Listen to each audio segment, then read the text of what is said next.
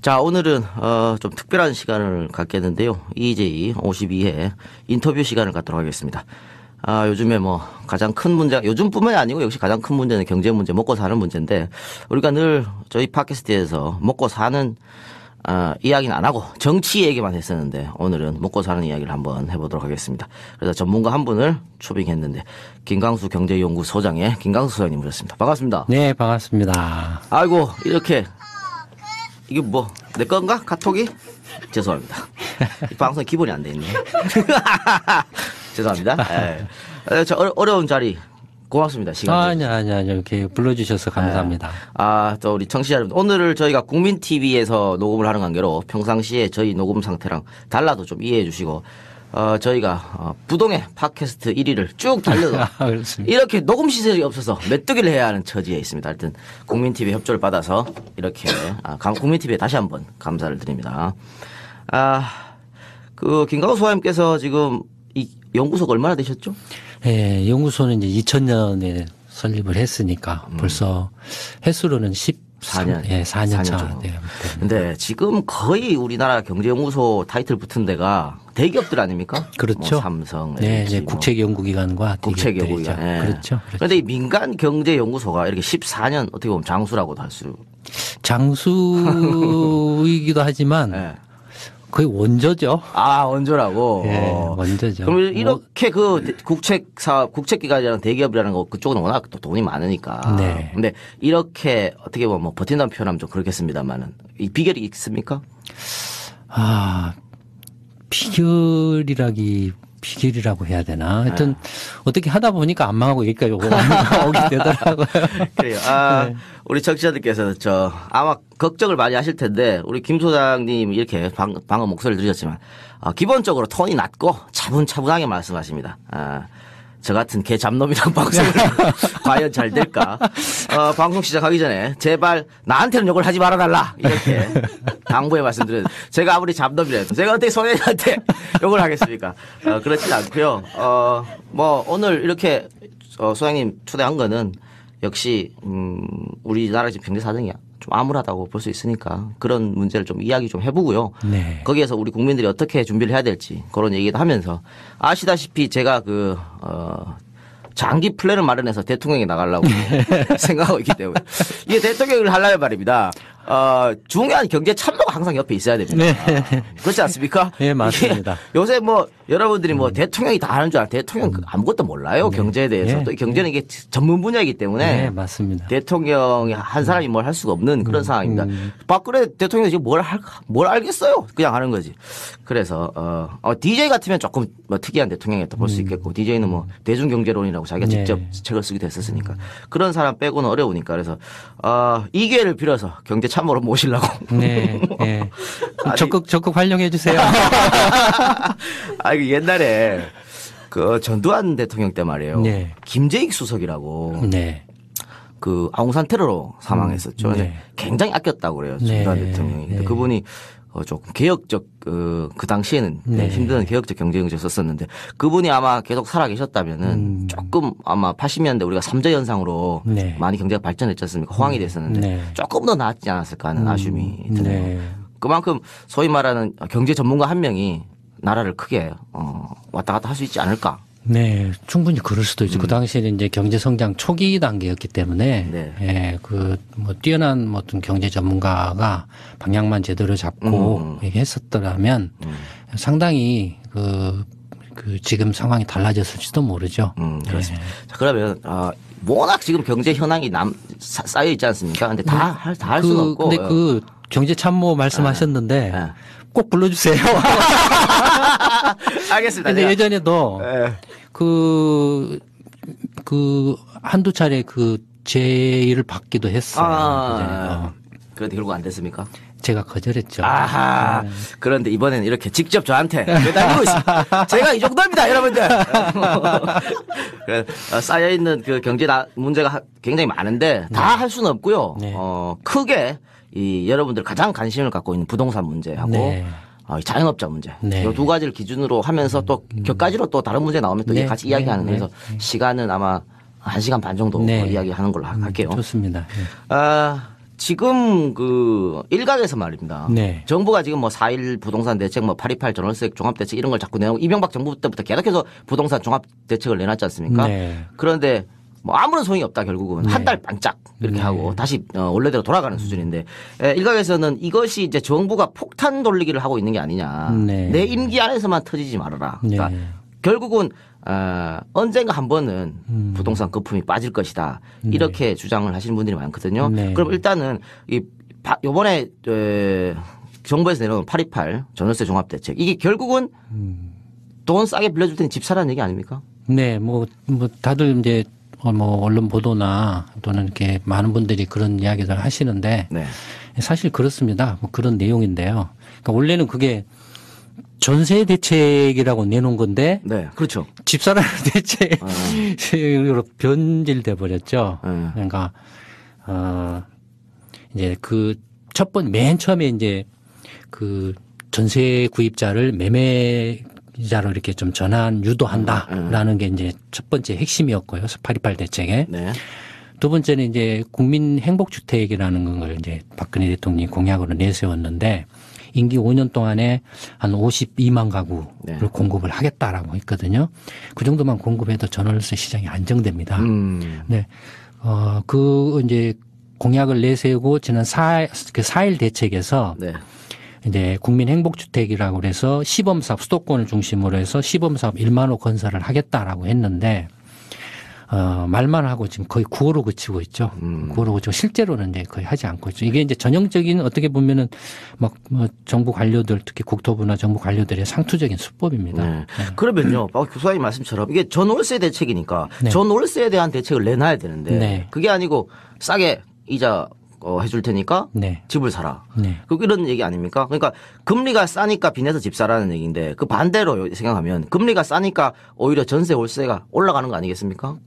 그런 면도 있죠. 그런 면도 있는데 이제 그 전월세 지금 이게 전세는 아니죠. 네. 그러니까 이제 전세는 아닌데 전세난이 이제 일어난 그 배경을 먼저 네, 네. 이렇게 볼 필요가 있는데요. 아시는 것처럼 이제 2001년부터 이제 투기가 시작돼서 제1파가 이제 2001년, 2002년에 이제 부동산 투기 광풍이 1파가 일었고, 제2파가 2005년, 6년에 이제 뉴타운 사업. 1파는 이제 이른바 신도시 건설 사업이었거든요. 2파는 2005년, 6년에 이제 뉴타운 사업. 그 다음에 2007년 초에 꼭 정점을 찍었습니다. 이제 수도권의 경우에는 정점을 찍고 이제 그때부터 이제 안 팔리기 시작해서 이제 미분양이 폭증하고 그래서 2007년에 어마어마한 미분양이 폭증을 했었죠. 미분양이 폭증하면 당연히 가격이 떨어지게 돼 있죠. 그러니까 실제로 강남을 중심으로 해서 수도권 지역에서는 이제 2007년부터 가격이 이렇게 떨어지기 시작합니다. 2007년부터 가격이 떨어지는데 가격이 떨어지면 어떻게 되겠습니까? 문제 이제 빚내서 이렇게 집을 많이 산 사람들은 예. 그 은행에 이제 그 원리금을 갚아야 되잖아요. 그렇죠. 예. 근데 가격이 올라서 빨리빨리 회전이 돼야 되는데 회전이 안 되죠. 그러면은 이제 자기가 손해를 보고 갚든지 아니면 이제 못 갚으면은 뒤로 넘어지는 거죠. 경매로 넘어가거나. 예, 예. 그렇게 되면 이제 문제가 이제 첫째는 이제 하나는 공급 측에서 문제가 있고 하나는 이제 그 이렇게 수요 측에서 문제가 있는 게 공급 측 건설사들이 예. 2007년 초에 그 어마어마하게 값이 폭등해가지고 꼭지점을 찍었을 때 앞으로도 값이 계속 올라갈 거라고 마구 막 예. 분양을 했다, 공급을. 그러니까 폭증을 하죠. 분양 폭증을 하는데 지었는데 은행 빚 땡겨가지고 했는데 안 팔려버려요, 이게. 또 빌려서 이렇게 그 은행에서 돈을 빌려가지고 산 사람들의 경우에는 이제 이렇게 이른바 이제 하우스푸어로 전략을 하는 과정을 겪죠. 그러니까 안 팔리면 어떻게 됩니까? 건설사들이 이제 힘없는 데서부터 넘어가죠. 실제로 2007년부터 이제 건설사 이제 등급별로 하면 A, B, C, D 등급 하면 D 등급부터 파산을 합니다. 부도가 나기 시작합니다. 그래서 2008년 C 등급으로 올라오고 2009년 이제 뭐 B 등급으로 올라오고 2010년부터는 이제 그 상위 이렇게 100위권 안에 있는 건설사들이 이제 막 넘어지기 시작하죠. 그럼 건설사들이 넘어지면은 그 다음에 건설사들한테 돈 빌려준 데가 넘어지죠. 그게 이제 저축은행입니다.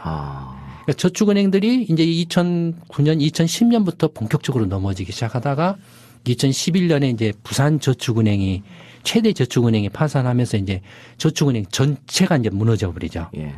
그다음에 저축은행들이 무너지고 난 이게 이제 공급 사이드에서 일어난 이제 문제죠. 예.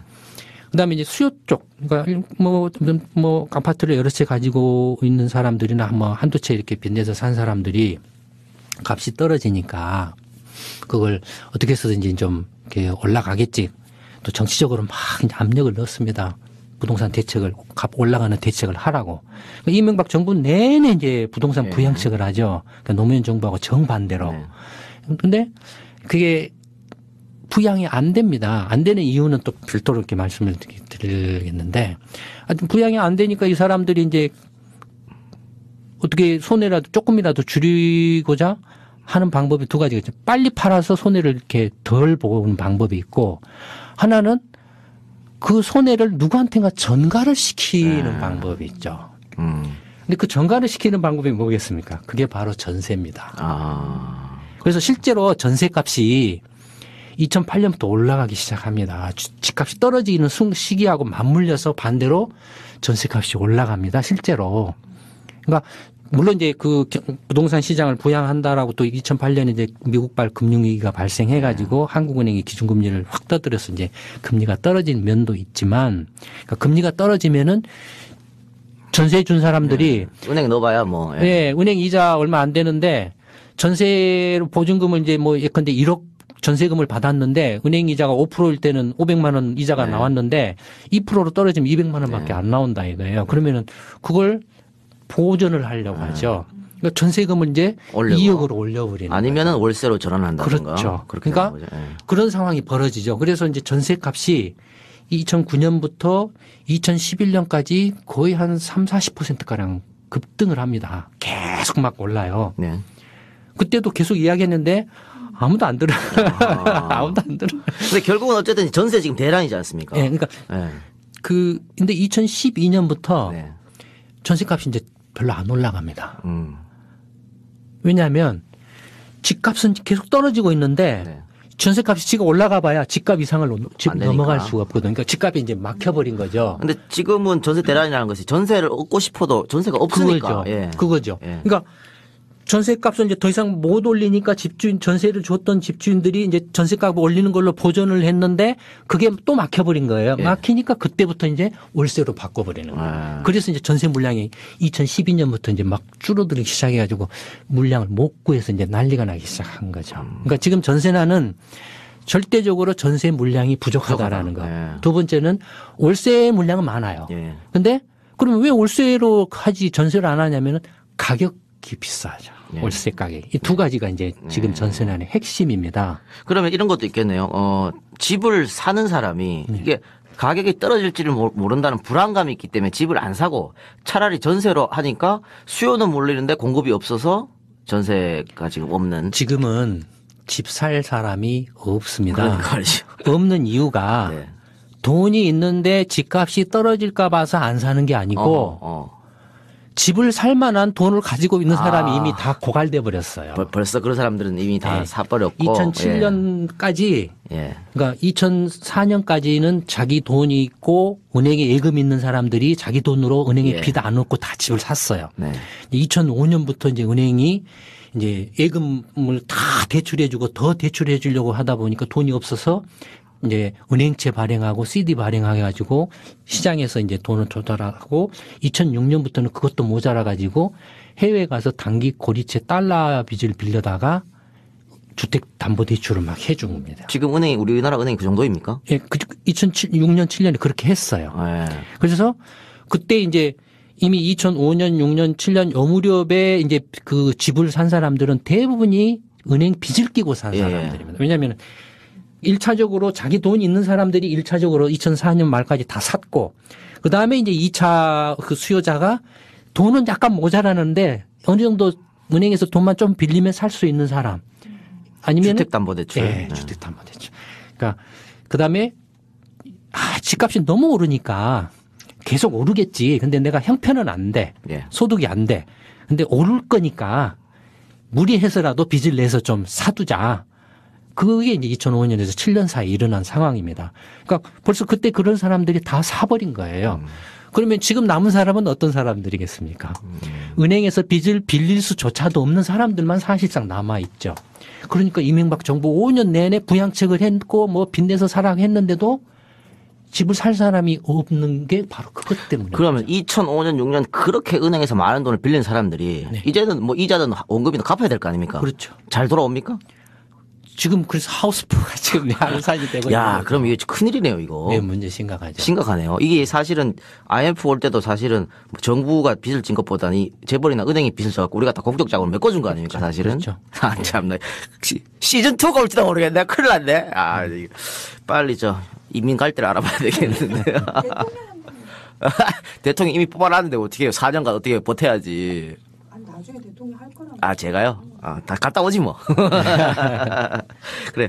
그러면 이런 얘기가 있습니다. 그 전세 대란이 부동산 거품 붕괴의 시작이다. 뭐 그렇게 말씀하시는 분들도 계시더라고요. 아니요, 이미 이제 거품 붕괴는 이미 시작됐다고 보십니까? 시작됐습니다.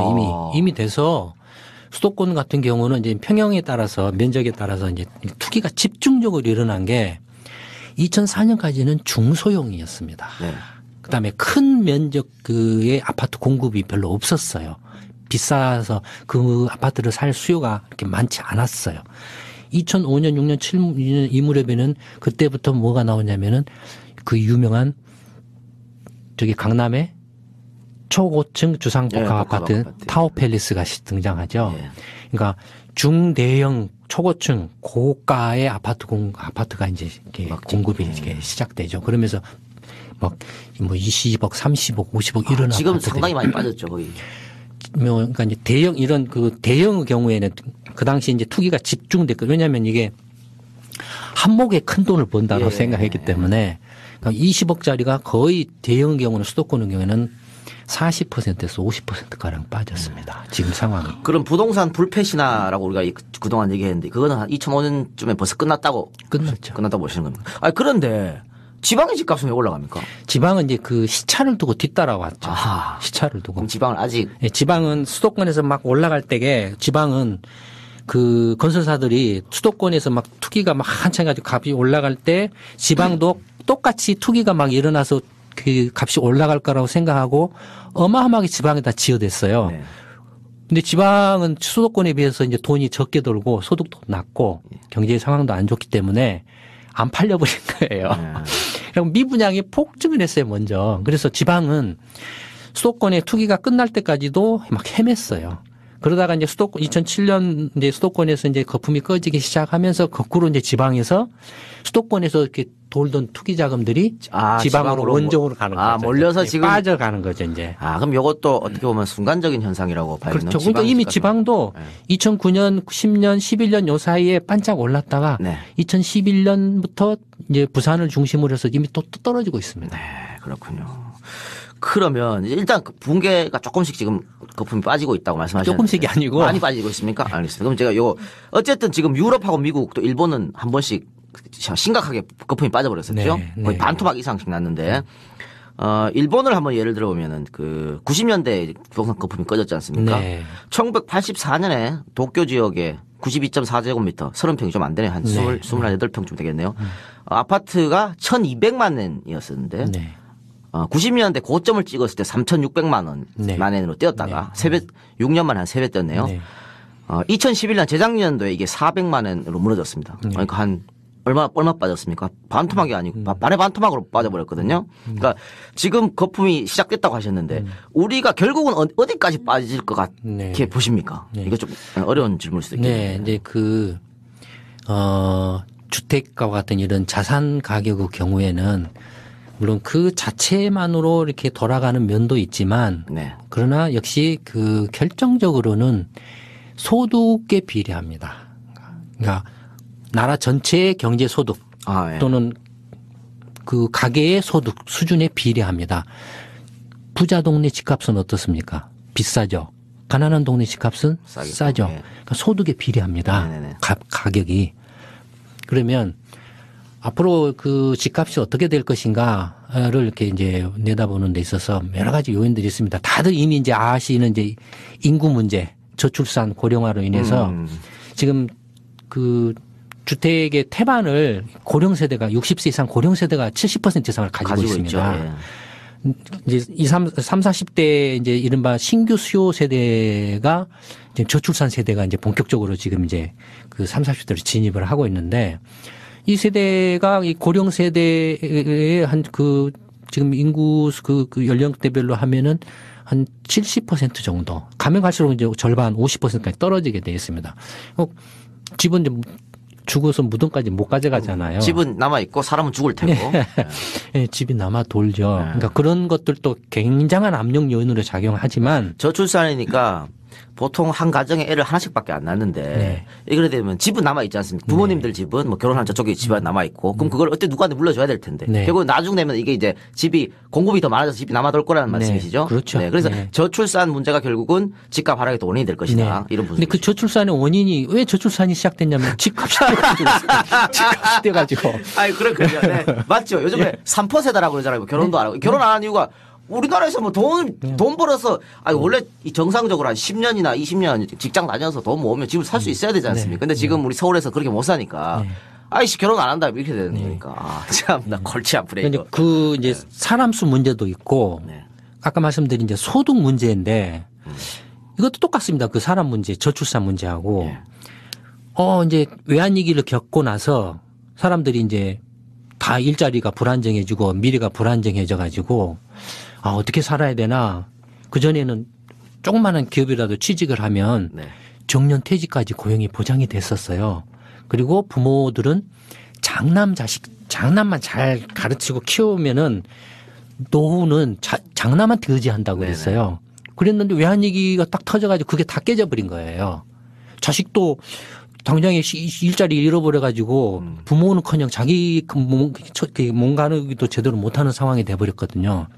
그러니까 이제 어떻게 하냐. 그다음에 그 정부는 정부대로 이제 각자 알아서 사세요. 이제 뭐 그게 뭐 노동시장 이제 유연하게 해서 할 수밖에 없습니다라고 이렇게 이제 말을 해버린 거예요. 책임 못 집니다라는 식으로 해버린 거예요. 그러니까 다 이제 자기 방어를 이렇게 하지 않을 수 없게 돼버린 거죠.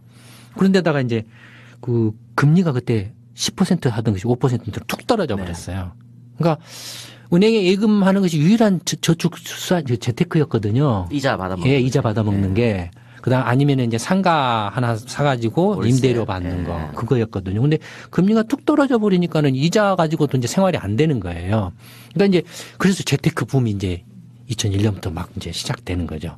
재테크 붐이 일면서 그 이제 또 그 당시 이제 안타깝게도 DJ 정부가 이제 경기 부양한다라고 막 또 이제 막 튀었죠. 예, 청약저축제도를 폐지하고 신도시 뭐 이렇게 막 남발하고 떴다방 막 유도하고 막 이렇게 하죠.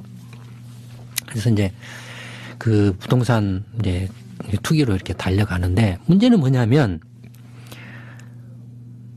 모든 이제 국민들이 100이라는 그 돈을 가지고 있는데 100 중에 한 50은 일자리를 만드는데 생산적인 것에 투자를 하고 30은 뭐 조금 이렇게 좀 안전망을 만드는데 투자를 하고 나라 전체로 봤을 때 20은 뭐 예비비로 좀 이렇게 여분으로 좀 남겨두고 이렇게 해야 경제가 지속적으로 이렇게 지속 가능한 성장을 하는데 갑자기 충격이 가지고 이제 어떻게 해야 돼? 각자 알아서 사세요 하니까는 자기 방한다고 전부 재테크로 달려가 가지고 가지고 있는 돈 100 중에서 80이나 90을 갖다가 부동산에다 다 집어넣어버린 거죠.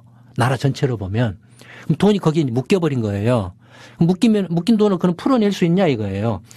돈은 이미 써가지고 건물, 아파트, 콘크리트 시멘트 건물로 되어 있는데 그걸 누군가가 다른 데서 열심히 일해가지고 높은 월급을 받아가지고 그걸 비싸게 사주지 않는 한은 가격 유지가 안 되죠. 그렇죠. 그러니까 이미 한번 딱 그 부동산에 이렇게 자원을 갖다가 과다하게 투자를 해버리면은 빠져나올 수가 없습니다. 그다음에 못 빠져나오면 어떻게 됩니까? 이제 가격 떨어지면 네. 부실화 되죠. 부실채권이 되죠. 은행 빚을 못 갚아서 경매 걸리고 차압당하고 하는 부실채권이 돼버리죠. 나라 전체로 보면은 그런 어마어마한 부실채권이 지금 발생이 있어요. 그러면은 어떻게 하냐 이거죠. 자원은 없는데 사람밖에 없는데 투자를 이렇게 해서 일자리 만들어 가지고 소득을 늘려야 되는데 이미 잘못 투자를 해 가지고 물려서 거기서 돈이 회수가 안 되죠. 회수가 안 되니까 소득이 늘어나겠습니까 앞으로? 굉장히 가능성이 희박해요. 소득이 안 늘어나면 집값이 어떻게 되겠습니까? 이게 더 결정적입니다 지금. 우리 소득 대비 집값이 지금 너무 부풀어져 있다 이렇게 네, 지금도 높죠. 높다. 그러니까 결국은 예, 어느 정도로 높냐면 예. 아까도 잠깐 이야기를 하셨지만 예, 나라마다 이제 그 주거 여건이나 상황이 좀 다르긴 합니다만 미국의 경우에 평균 이제 중간 계층의 세대를 기준으로 했을 때 신규 주택 이게 이제 한국으로 치면은 이제 그 미국 보면은 한 100평이나 200평 되는 마당이 있고 2층짜리 단독주택 그게 이제 일가구형 주택입니다. 그래서 방이 3개, 침대가 3개 있는 방이 있고 굉장히 커요. 그런 그 주택의 그 새 집이 30만 달러 정도 됩니다. 지금 가장 그게 비싼 때가 평균. 3억 한 5천만 원. 그러니까 뭐 한 3억 원 정도 3억 원 지금 잡고, 예. 3억 원, 3억 1천만 원이나 이런 정도, 예. 2, 3천만 원 이 정도 되죠. 그 다음에 중고 주택, 뭐 이제 지은 지 뭐 한 5년, 10년 이렇게 된 주택의 경우에는 지금 한 20만 달러 합니다. 그러니까 한 2억 원을 약간 넘어가는 정도죠. 일본의 경우에 동경을 중심으로 하는 도쿄를 중심으로 하는 수도권 지역에 이제 아까 아파트를 말씀하셨는데 아파트는 일본의 목조주택입니다. 예. 못 사는 사람들 사는 예. 곳이고. 예. 예, 맨션이라고 하죠. 우리로 치면 아파트죠. 예, 근데 만션. 예, 수도권 지역에 동경을 중심으로 하는 수도권 지역에 맨션하면 상당히 좋은 주택에 들어갑니다. 근데 그 좋은 주택의 집값이 지금 현재 2013년 봄에 그 평균 3,400만 원 정도 합니다. 예. 그러면은 한국 돈으로 치면은 4억 원 정도 네. 막 이렇게 된다라고 보죠. 또 이게 도쿄를 중심으로 한 수도권 지역이. 그다음에 중고주택 이게 한 2,200~300만 원 정도 합니다. 그러면 한 2억 원대 후반 정도 되거든요. 그러면은 이제 한국과 일본과 미국의 1인당 국민소득을 이제 비교를 해보면 그랬을 때 우리가 터무니없이 지금 집값이 비싼 거다. 미국의 1인당 국민소득은 46,000달러, 네. 일본은 44,000달러, 한국은 22,000달러입니다. 그러니까 한국보다도 국민소득 대비로 치면은 2배 이상이 되는 나라의 집값이 그 정도다. 그 정도인데 한국에 지금 예컨대 아파트 서울 중심으로 한 수도권 지역의 아파트의 평균 가격이 얼마냐라는 거죠. 예. 그랬을 때 만약에 소득 대비로 치면 예. 이거 굉장히 이건 우리 12월 7일 날 그 세미나 때 하려고 여기서 하네. 아, 미리 감사드립니다. 굉장히 중요한 이야기입니다. 예. 소득 왜냐하면 소득 경제 그 소득 경제의 그 성장 그러니까 규모하고 그 소득 수준에 절대적으로 비례합니다. 아, 집값은 결국에는 그렇게 갈 절대적으로 것이다. 비례 예. 수렴합니다. 그러니까 한국의 경우에는 집값이 어느 정도로 가냐? 왜냐하면 한국만 딱 문 닫고 살면 뭐 안 그럴 수도 있는데 일본하고 경쟁해야죠. 미국하고 삼성전자는 애플하고 피나게 경쟁하잖아요. 그러면은 경쟁하는데 만약에 원가 나라 전체로 봤을 때 원가 비용 원가 구조로 봤을 때 미국의 집값도 원가 비용이잖아요. 가격 경쟁력이에요. 집값은 뭐 이렇게 보통 한 2억 원대 3억 원대인데 한국이 그보다 더 비싸다. 소득은 절반인데 경쟁력이 있겠습니까? 없죠. 미국하고 경쟁하려면 적어도 삼성전자가 애플하고 경쟁하려면 집값면이 있어서 미국의 절반 이하 가야 경쟁한다라는 거예요. 근데 놀랍게도 다른 나라에서 부동산 투기 거품이 발생해 가지고 꺼졌는데 그 꺼지어서 그 집값이 도달하는 도달점을 보니까 그 나라의 경제 그 규모 소득 수준 가계 소득 수준에 비례해서 이렇게 수렴하더라라는. 아, 자, 우리 청취자분들, 결국은 소득 수준에 비례한다. 그러니까 지금 우리나라 집값 어느 정도까지 떨어질까 다 그냥 예상이 될 겁니다. 그렇게 말씀드리고. 그런데 말입니다. 네. 방금 선생님 말씀 쭉 들어보니까 거품은 어쩔 수 없이 결국은 빠질 것 같은데 네. 왜 우리 정부는 그렇지 않을 거라고 얘기하고 또 언론들이 말이에요. 언론이 더 난리를 칩니다. 이제 바닥을 찍었다 등등 뭐 이제 올라갈 일만 남았네 뭐 전월세 대책 발표하고 나서 집 사는 사람들이 막 올린다던데 왜 이런 자꾸 분석 기사를 쏟아내는 겁니까? 그 뭐 어제 오늘의 일이 아니죠. 네. 뭐 벌써 이렇게 10년 넘게 해왔는데. 아니, 미친놈들입니까? 이것들은? 미친놈들이 나라를 말아먹을 작정이지. 이놈 나쁜 놈 새끼들이고. 근데 그 이명박 정부 말에 네. 기획재정부 장관이 뭐라고 말했냐면 국회에 가서 네. 백약이 무효입니다. 마지막 그 막차 타신 분들은 어쩔 수가 없습니다. 안타깝지만. 그런 말 실제로 했습니까? 네, 진짜 했죠. 그런 말을 했습니다. 그러니까 이미 아까 그 이제 이명박 정부, 노무현 정부 5년 내내 부동산 투기를 억제하려고 그 억제책을 냈지만 못 잡았잖아요. 네. 그다음에 반대로 이명박 정부 5년 내내 부동산 거품 꺼지는 걸 막으려고 했지만 못 막았잖아요. 네. 꺼지고 있거든요. 왜 그러냐 하면은 미국, 예를 들어 한국의 아파트 시장 규모 하나만 놓고 봐도 전부 한 850만 호 정도가 있는데 아파트 한 채당 평균 2억 원이라고 치면 얼마입니까? 1,700조.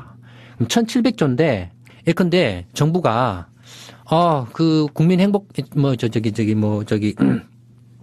그 하우스푸어 구제합니다 해서 뭐 20조 원 합니다.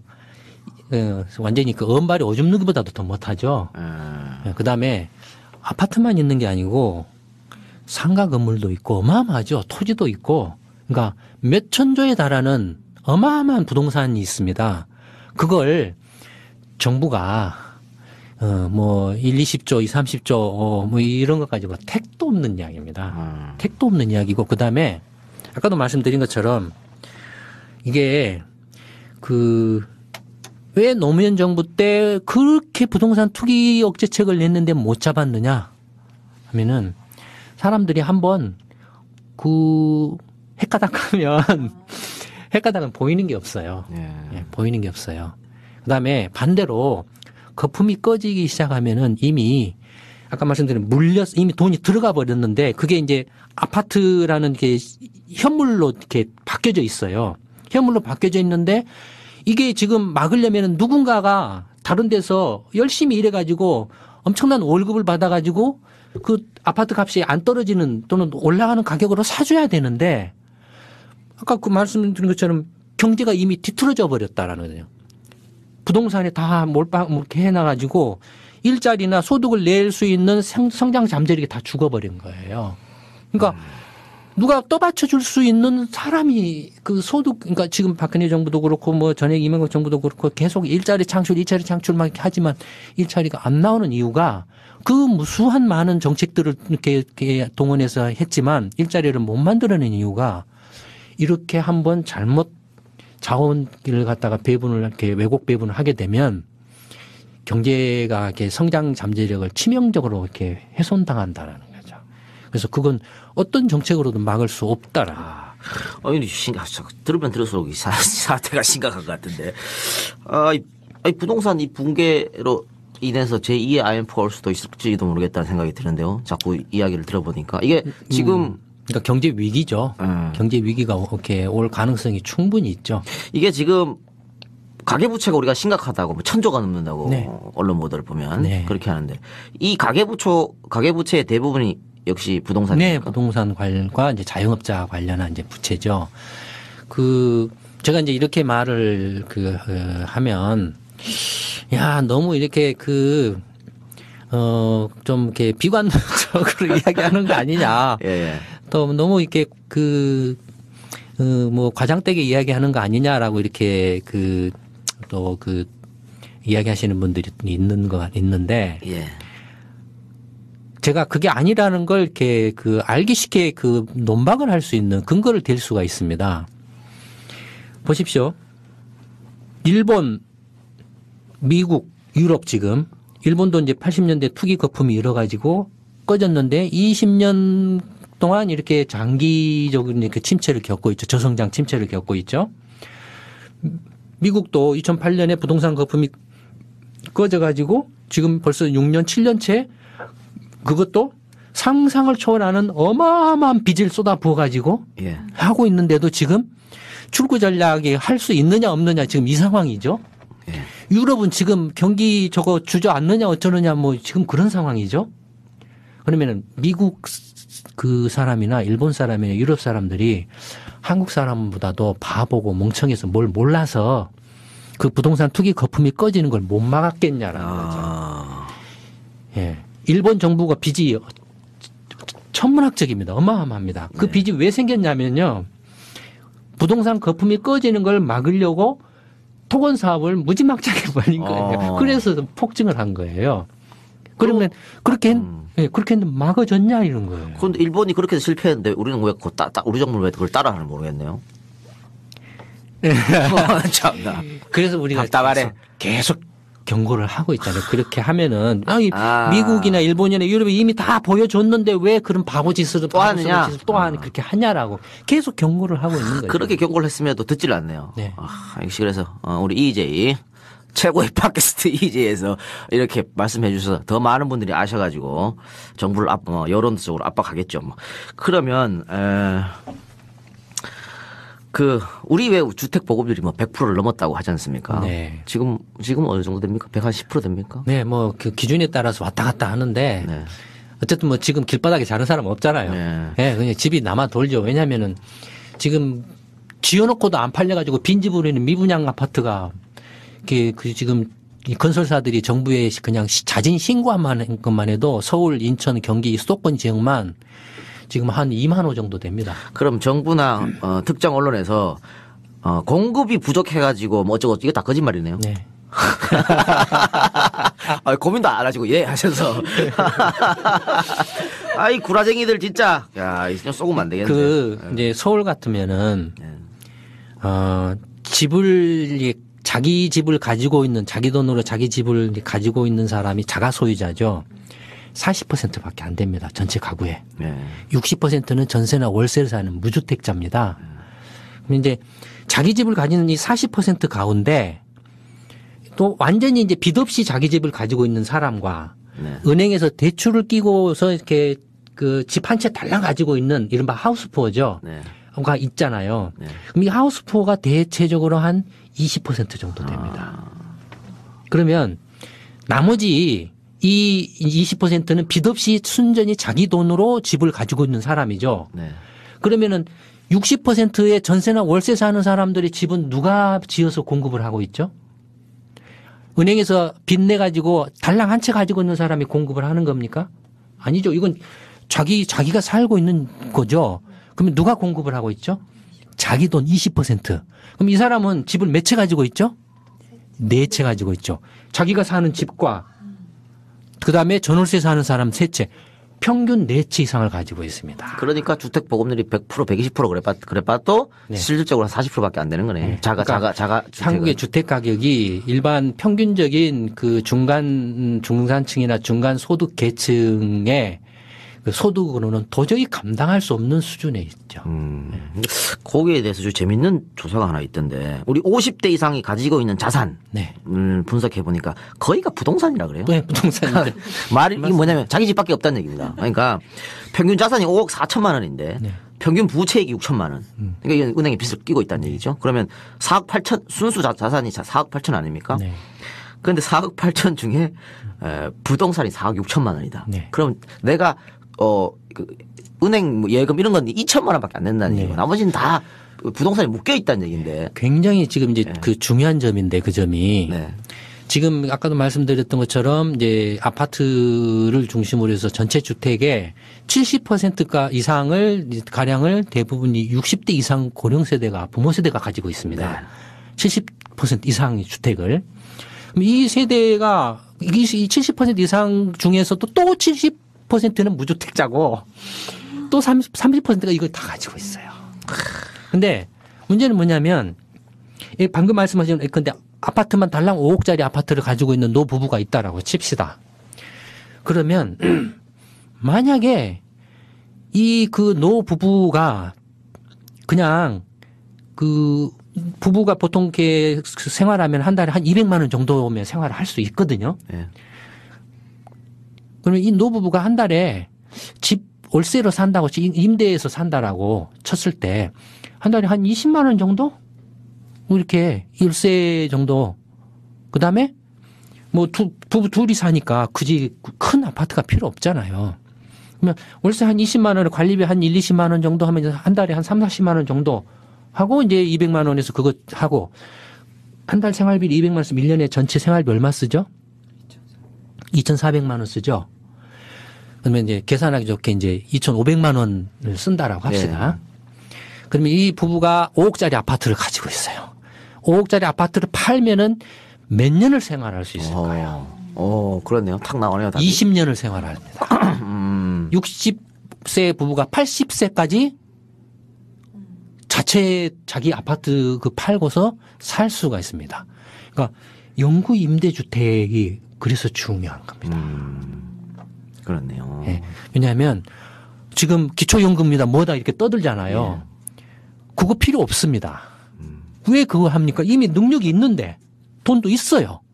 그다음에 젊은 사람들 아까 말씀드린 이미 자원 배분이 잘못돼 가지고 뒤틀려서 엉망진창이 돼버렸는데 젊은 사람들한테도 그런 아주 좋은 양질의 그 우량한 고급 그 임대주택을 공급을 해주면 이 사람들이 왜 결혼 안 합니까? 그러면 신규 주택 수요가 생겨나죠. 그렇죠? 그럼 집값도 안정됩니다. 그 다음에 지금 자영업 이제 이야기가 나오겠지만 자영업이 안 되는 이유가 애를 안 낳니 부모 세대는 소비하는 세대가 아닙니다. 저축하는 세대였습니다. 그러니까 돈 모으는 세대였어요. 자식 세대가 소비하는 세대입니다. 근데 이 자식 세대가 인구가 팍 줄어버리니까 그래서 산부인과가 망해버린 거예요. 백화점의 유아용품과가 다 문 닫아버린 거예요. 내수가 안 돌아가니까. 그렇죠. 자영업이 이따 얘기하고. 그러면은 결국은 이거 정부가 지금 뭐 부동산 대책 내놔가지고 이게 가격대 맞출 게 아니고 공공 임대주택 같은 거를 많이 만들어야 결국은 된다는 말씀이십니까? 그렇죠. 아까 그 이제 전세난 관련해서 네. 절대적으로 물량 부족이다라는 거죠. 월세로 돌려버리니까 네. 전세 물량이 부족해서 전세난이 일어났다면 어떻게 해야 됩니까? 물량을 늘려주는데 민간의 물량은 있어요. 근데 이걸 월세로 돌려버리니까 그러면은 정부가 공공 임대주택을 대폭 늘려주면 수도권 지역에 아까 이렇게 신도시 건설 사업이나 뉴타운 사업은 사람 죽여서 감까지 했는데 뭐 보금자리 주택 한 거 취소한 거다가 아니면 따로 이렇게 좀 그린벨트 뭐 이런 거 해가지고 공공 임대 신도시 건설 하면은 금방 잡힙니다. 근데 정부에서 행복주택이니 보금자리 주택이니 이것도 그런데 비싸던데요. 우리가 들어가기는 절대 싼 금액이 아니에요. 기존에 이제 그 기존 가격의 시세에 비하면은 싸죠. 시세에 비하면 싼데 그래도 서민들이 느끼기에는 네. 그래도 이제 그것이 이제 첫걸음이니까. 근데 어쨌든 물량을 공급을 해주는 게 첫 번째 전세난 해결의 이제 첫 번째고 그래서 공공임대주택 공급을 저희가 이미 2001년 그 DJ 정부 때 저희가 그 정책 용역 의뢰를 받아서 용역을 해줬을 때 이제 앞으로는 이렇게 공공임대주택을 전체 그 주택의 20%까지 늘려가야 된다라고 이렇게 해서 그래서 그때 국민주택 그 100만 호 건설 사업을 발표를 했어요. 근데 그게 엉망진창으로 이렇게 해버리다 보니까 안 하는 이만 못하는 꼴이 돼버린 거죠. 근데 그게 지금 이제 전세난을 해결하는 첫 번째예요. 첫 번째 공공임대주택 공급을 확대하는 거. 박근혜 대통령의 그 아까 말한 서민주거복지 정책에서 임기 5년 동안에 50만 원 넘게 공급하겠다. 절대적으로 해야 됩니다. 그거 반대하면 안 됩니다. 근데 행복주택 막 만든다 이랬는데 또 일부 특정 지역에서 거기 사는 주민들이 반대를 하고 있지 않습니까? 그러니까 그래서 하는 소리가 뉴타운 사업은 그 용산 그거 봐보세요. 사람 죽여가면서 했잖아요. 네네네.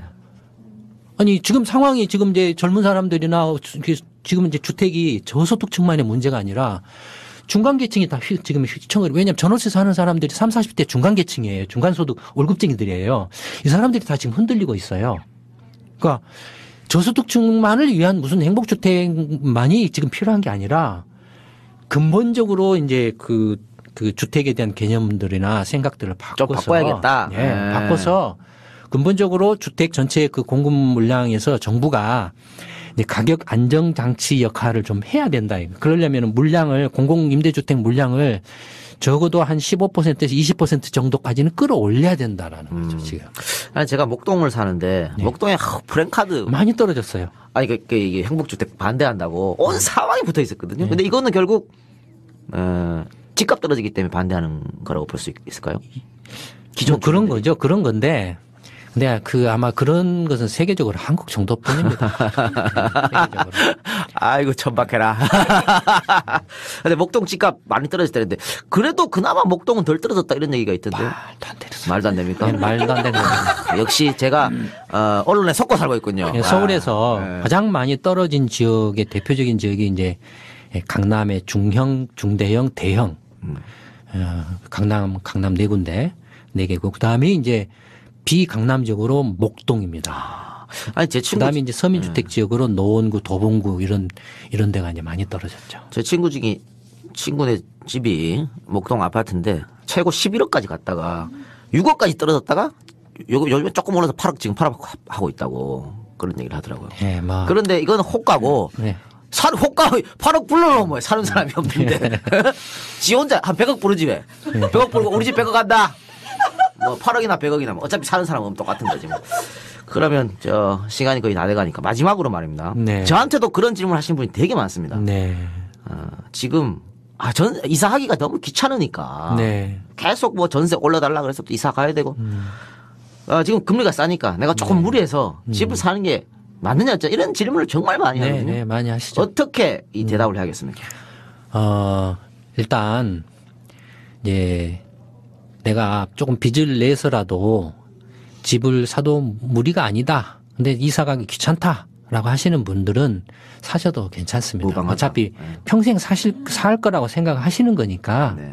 굳이 내가 뭐 집값 올라가서 뭐 떼돈 버는 것도 아니고 그걸로 평생 먹고 사는 것도 아니니까 어차피 이제 시간이 지나면 지나서 집값은 필연적으로 떨어질 수밖에 수밖에 지금 없다. 네. 없습니다. 없는데 그다음에 당연하죠. 지금 왜냐하면은 한국이 황당한 게 옆에 낡은 아파트가 있는데 옆에 새 아파트가 같은 평형이 세면 그 낡은 아파트 가격이 새 아파트가 똑같아져 버려요. 감가상각이라는 게 없어요, 한국은. 감가상각이라는 게 없어요. 근데 이제는 그걸 무시할 수 없는 상황이 와버렸습니다. 와서 감가상각을 하고 그다음에 특히나 아파트 문제가 심각한 건 재건축입니다. 네. 지금 이제 거의 재건축 사업성을 이렇게 확보할 수 있는 곳이 거의 없습니다. 너무 지금 12월 7일 세미나에서 해야 될 이야기들을 지금.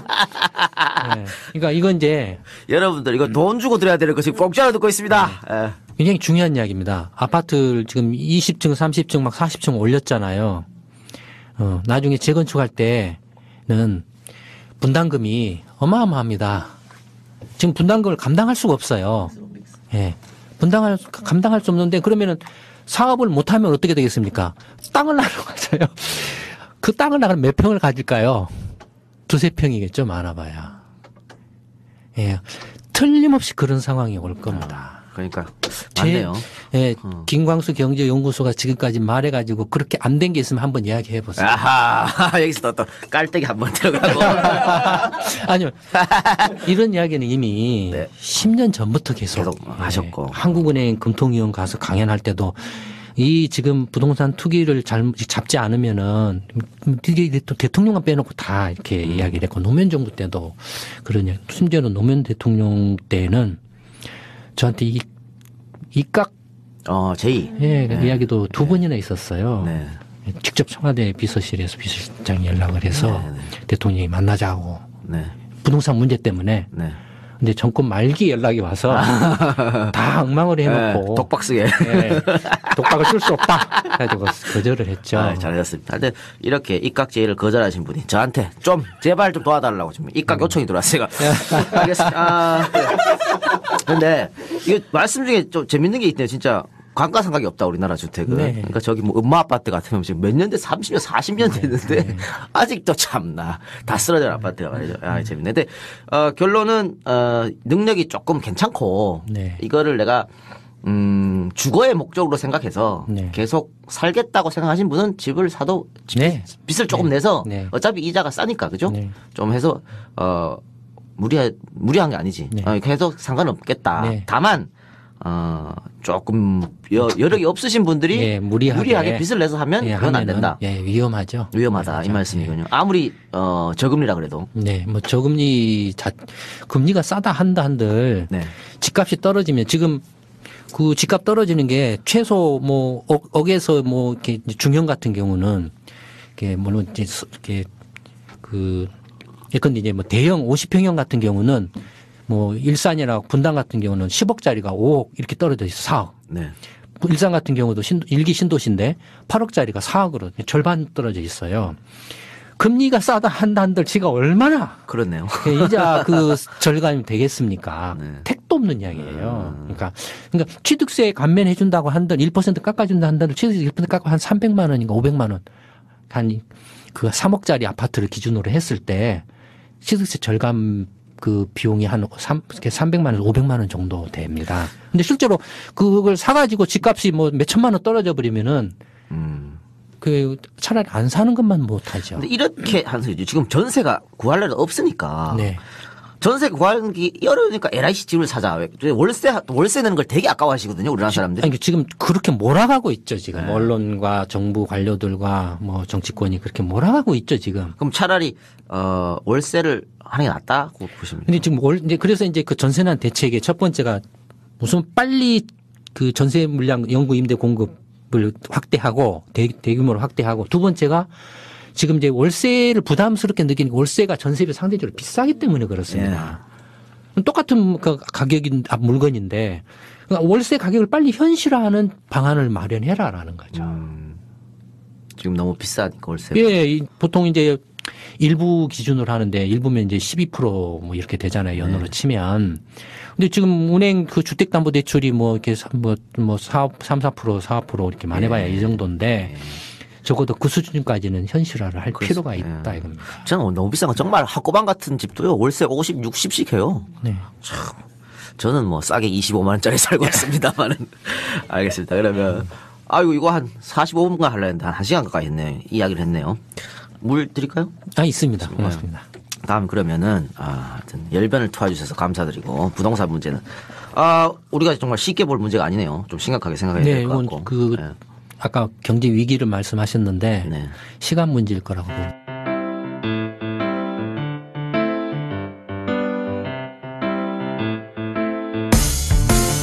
들어보자 이재희 들어보자 오늘은 무슨 얘기하는지 처음엔 어렵지만 들을수록 재미있어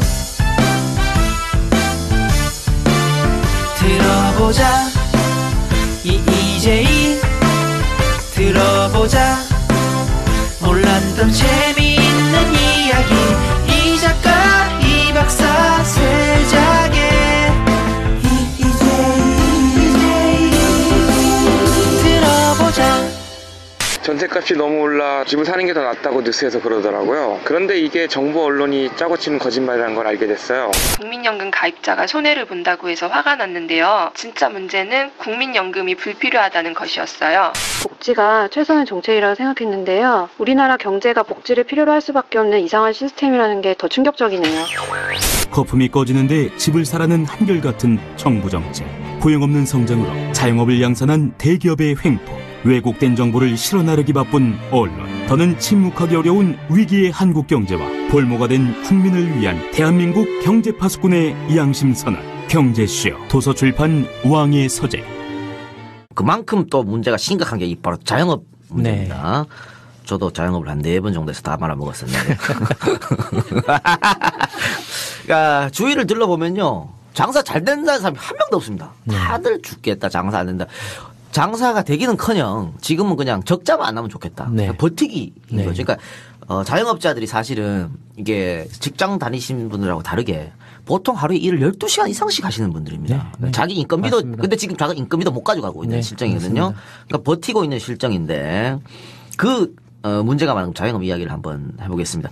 흔히 이제 대한민국을 자영업의 천국. 근데 이게 천국이란 말은 너무 자영업자들이 일하기 좋다 이게 아니고 너무 많다는 자영업 숫자가 너무 많다는 이야기인데 그러니까 2008년 자료인데요. OECD 국가 중 우리가 4번째로 자영업자 비율이 높아 31.3%라고 합니다. 근데 미국의 자영업자 비율이 5.6%거든요. 한 6배 정도 되는 거죠. 근데 미국은 워낙 땅도 크고 뭐 인구도 많고 내수로 먹고 살 수도 가능한 나라인데 우리는 아까 내수 얘기 하셨지 않습니까? 내수로 먹고 살 수 없는 나라지 않습니까? 그래서 뭐 수출에 목매달고 하는 건데. 근데 자영업자가 이렇게 30%가 넘어가 버리면 자영업자들이 살 수가 없겠죠. 그러니까 네. 이 숫자가 일단 정상은 아닌 거죠. 30. 네, 네. 물론 이제 나라마다 그 차이가 있습니다. 예, 근데 대만이나 이탈리아 같은 나라들은 이 이른바 자영업자 내지는 중소상공인들이 비중이 상당히 많습니다. 높습니다. 왜냐하면은 경제 구조가 그렇게 돼 있습니다. 그러니까 강소기업, 강소자영업자들이 많습니다. 그러니까 조그마한 그 의류업체가 가족 단위로 경영하는 의류회사가 이탈리아는 세계적인 명품 브랜드예요. 그러니까 그런 구조를 가지고 있기 때문에 이탈리아는 유럽에서도 자영업자 비율이 가장 높은 나라입니다. 근데 높기 때문에 이탈리아가 문제라고 말할 수는 없다라는 거예요. 그 비율이 우리랑 같이 높아도 그쪽하고 우리 다르다는. 그러니까 일률적으로 그냥 다 몰아쳐서 이렇게 딱 놓고 한 잣대로 이렇게 평가할 수는 없다라는 거죠. 대만 같은 경우도 거의 태반이 가족 단위의 자영업 기업들이 태반입니다. 그러니까 굉장히 비중이 높아요. 그래서 예전에는 한때 대만을 한국 경제가 그 앞으로 나갈 방향으로 대만을 하나의 모델로 삼기도 했었어요. 근데 어쨌든 한국의 경우에는 현재 자영업자 비율이 그 한 뭐 거의 그러니까 이제 전체 그 취업자 수 중에서 취업자가 2,500만 명 정도 되는데 한때는 그 한 30, 한 4, 5%까지 이르렀습니다. 자영업자 취업자 수가. 그게 지금 이제 한 600만 명 조금 못 되는 숫자가니까 그러면은 이제 한 30% 정도 되나요? 그 정도 되겠죠. 그래도 선진국 가운데서는 가장 압도적으로 높습니다. 높은 비율이다. 예, 다른 이제 미국이나 일본 이런 데는 키크대야 10%, 5% 이런 정도거든요. 한국에 도대체 왜 이렇게 자영업자가 많냐? 그건 이제 90년대 말에 일어난 외환위기에서 이제 시작이 됩니다. 그 전에는 자영업자가 그렇게 많지는 않았어요. 있긴 있었지만 그 전에는 자영업자의 태반이 뭐였죠? 술집이었죠. 80년대, 90년대. 왜냐하면 70년대, 80년대 초에 이제 경제 성장한다라고 그래서 농촌이나 시골에서 이제 어린 이제 여자들을 이렇게 상경해서 공장에 이렇게 가서 취업해서 그 이제 그 여공들이 고생해 가면서 돈 벌어서 시골에 있는 동생한테 학비 보내주고 부모님한테 생활비 보내드리고 해서 했거든요. 그러다가 80년대 들어오면서 이제 이게 막 경제가 휘청휘청해요. 계속 이렇게 쭉 성장해온 게 아니라 막 굉장히 파고가 많았어요. 그럼 그때마다 이제 다 대량 실업되는 거예요. 갈 데가 없잖아요. 그러니까 이렇게 어마어마하게 이제 술집들이 많이 늘어났죠 그때. 그러니까 참 말도 안 되는 상황들이 많이 벌어지기도 했죠. 근데 어쨌든 그랬음에도 불구하고 전국적으로 보면은 자영업자 수가 그래도 그렇게 그 많지는 않았어요. 심각한 상황은 아니었어요. 또 부모들이 우리 이 작가님 부모님도 이 작가님 이렇게 학교 보낼 때 나는 이렇게 허드렛일하면서 손에 물 묻히고 고생하지만 내 자식은 이런 고생을 안 시켜. 그래서 다 학교 보낸 거예요. 그러니까 자영업을 안 시키려고 한 거예요. 그렇죠. 외환위기 전에는 그래서 자영업자가 그렇게 안 늘어났어요. 우리 아버지가 내가 대학교 졸업할 때 자영업 한다니까 다리 몽둥이를 부러뜨리려고. 그런데 내가 빡빡 우겨갖고 했다가 박살 개박살이 나는. 실제로 그랬어요. 근데 이제 외환위기가 딱 터지고 나서 이제 전부 공중으로 붕 떠버리니까 그때 이제 그 김대중 대통령이나 DJ 정부가 했던 게 이른바 신지식인이라는 말이었습니다. IT 벤처. 아니요. 그러면요. 코미디언 심영래도 신지식인이고 미장원도 신지식인이고 다 신지식인이다 그래서 자영업을 막 장려를 했어요. 왜냐하면 외환위기로 막 실업자가 폭증을 하니까. 명태자도 많아지고. 예. 하니까는 뭐 일단 그 막아야 되니까. 그래서 이제 이른바 이제 소상공인 지원 사업이라 그래서 1년에 5천억씩 해가지고 자영업을 창업을 하면은 5천만 원씩 막 빌려준 거예요. 저리로. 예. 막 2%, 3%로 막 빌려준 거예요. 나중에 띄어먹어도 안 그냥 없었던 걸로 쳐버리고 했어요, 실제로. 저도 받았습니다, 그거. 보증기금에서 보증 많이 받았습니다. 예. 그러니까 저희가 그거 그 이제 용역해가지고 다 프로젝트로 조사해서 다 알죠. 근데 어쨌든 그렇게 하면서 자영업자가 그때부터 이제 폭증을 하기 시작합니다. 그러니까 지난 2000년부터 그 2010년까지 10년 동안에 매년 연평균 5만 개씩 늘어났습니다. 자영업자가. 그러니까 기하급수적으로 늘어난 거죠. 근데 처음에는 자영업 하신 분들이 그래도 조금 여윳돈 있는 분들이 했어요. 여윳돈 있는 분들이. 근데 그다음부터는 점점 이제 말씀하신 대로 안 돼요.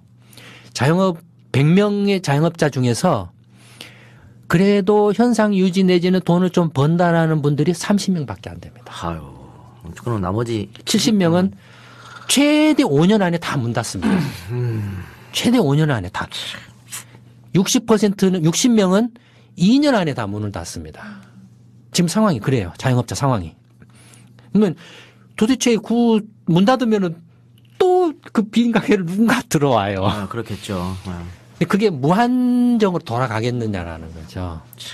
근데 이 자영업 하시는 분들이 이제 결국에는 이제 뭐 명퇴를 당하든 아니면 벌이가 없든 어쨌든 간에 앉아서 굶어 죽을 수는 그렇죠. 없잖아요. 그러니까 하는 거지. 그러니까 이제 있는 돈 없는 돈 다 끌어모으고 이제 부모 돈 뭐 형제 돈 뭐 모자라면 뭐 친구나 뭐 이런 사람 빌리고 은행 돈 빌리고 해가지고 이제 가게를 여는데 안 된다 이거예요. 그게 지금 2010년까지 계속 이렇게 넘어가면은 그 다음 타자가 들어오고 넘어가면은 그 다음 타자가 들어오는데 이제 2010년부터 그게 이제 잘 안 돼요. 그러니까 이제 자영업자 예비군이 이제 고갈되기 시작한다. 빈 상가도 그러면 많이 생기게 될 테고. 좀 상가 임대 플랜카드 얼마나 많이 2010년부터 늘어나기 시작했습니다. 야, 이것도 역시 심각한 문제. 그러니까 이거 한국은행도 네. 이제 그 금융보고서랑 1년에 2번 내는 보고서가 있는데 거기에서 그 우려를 했죠. 자영업 지금 가계부채의 근원은 아파트 담보대출과 주택담보대출과 자영업자 대출인데 둘 다 굉장히 위험성이 높다. 결국은 빚으로 시작했는데 이거 다 못 갚을 테고. 그렇죠? 그러면 이게 한 10명 중에 7명은 망한다 그랬는데 결국은 이 양반들 다 가정이 있고 그런 사람들일 거 아닙니까? 그렇죠. 이게 또 가정 불화로 연결될 수 있고. 야, 역시 이것도 좀 쉬운 문제 아닌데 아까 이탈리아랑 대만 말씀하셨습니다. 그러니까 우리나라 자영업자들이 그렇게 뭐 안 된다. 이게 그것도 이유가 이런 이유일 것 같은데 이탈리아나 대만의 반대. 그 뭐냐면은 늘 하시는 게 정해져 있거든요. 도매 아니면 소매 또 뭐 미용실, 식당 그렇지 않습니까? 그렇죠. 뭐 학원, 뭐 카센터 이런 거 별 기술 없고 뭐 이렇게 할 수 있는 거 이런 거에 대해 그 자영업종 비율이 꽉 몰려버리니까 그러니까 뭐 조금 뭐 금융업이라든가 뭐 서비스업 조금 특별한 이런 건 잘 안 가고 그 이런 거로 몰려버렸기 때문에 오히려 자영업자들이 스스로 자기들 경쟁에서 도태되는 재살 깎아먹기가 아니에요. 현실적으로 방법이 없죠. 뭔가를 좀 규모 있게 좀 그 경쟁력 있게 좀 차별화해서 하려고 하면 돈이 너무 많이 필요하고 현실적으로 돈은 없고 그다음에 자영업을 할 정도까지 몰리면 이미 몸으로 때우는 상태에 이르러 있죠 이미. 그래서 뭐 부부가 하든지 뭐 부자간이 하든지 뭐 거의 그렇게 하죠. 그렇게 하니까 아니면 혼자 하든지 간에 뭐 이런 식으로 이렇게 하는 거니까. 그래서 지금 악성이죠. 한국의 자영업자 문제는 악성이죠. 그렇네요. 그러니까 지금 그래서 이게 사람값을 깎아먹는 거예요 지금. 물건값은 계속 올랐어요. 대기업이 만들어낸 물건값은 계속 올랐는데, 그러니까 한국의 소비자 물가상승, 한국은행이 발표하는 소비자 물가상승률을 보면 이 공산품 가격은 계속 올랐어요. 이 서비스, 사람 몸으로 때우는 서비스 그 가격 물가상승률은 거의 안 올라요. 그러니까 이게 이제 더욱더 악순환을 보내. 왜냐면 축구라고 이래가지고 얘 무슨 휴대폰 하나 사주는데 전에는 열흘 일해서 사줄 수 있는 건 이제 한 달을 일해야 사준다라는 거죠. 그렇네. 그러니까 더욱더 이제 착취 구조가 되는 겁니다. 임금은 오르지 않고 내가 열심히 일해도 그 서비스 그 값은 오르지 않고 반대로 물가는 오르고. 그러니까 가처분 소득이 계속해서 떨어지고 있다. 자영업자들의 최대 문제는 이제 경험 없이 막 시작한다. 급하니까 경험 없이 막 이렇게 그래서 그걸 이제 악용을 해서 무슨 이제 프랜차이즈. 그러니까 나라 경제를 운영한다는 결코 쉬운 게 아닙니다. 이런 데까지도 전문적인 지식과 이런 문제들을 이렇게 정확하게 이해하고 어떻게 그걸 해결해야 할 것인가를 내다 봐야만 겨우 나라 경제를 이렇게 경영할까 말까 하거든요. 지 멋대로 엉망진창을 하니까는 뭐가 어떻게 된지도 모르고 이제 지금 와서는 다 힘들고 죽겠다 하니까는 이제 빚으로 지금 막 이제 때려 맞고 있는 거예요. 미국, 일본 봐보세요. 일본 부동산 거품 꺼지고 난 후에 폭증을 했어요. 정부 빚이. 어마어마하게 빚이 폭증을 했어요. 미국 부동산 2008년 딱 거품 꺼지고 금융위기 나고 나니까 연방정부만 7조 달러 빚이 폭증을 했어요.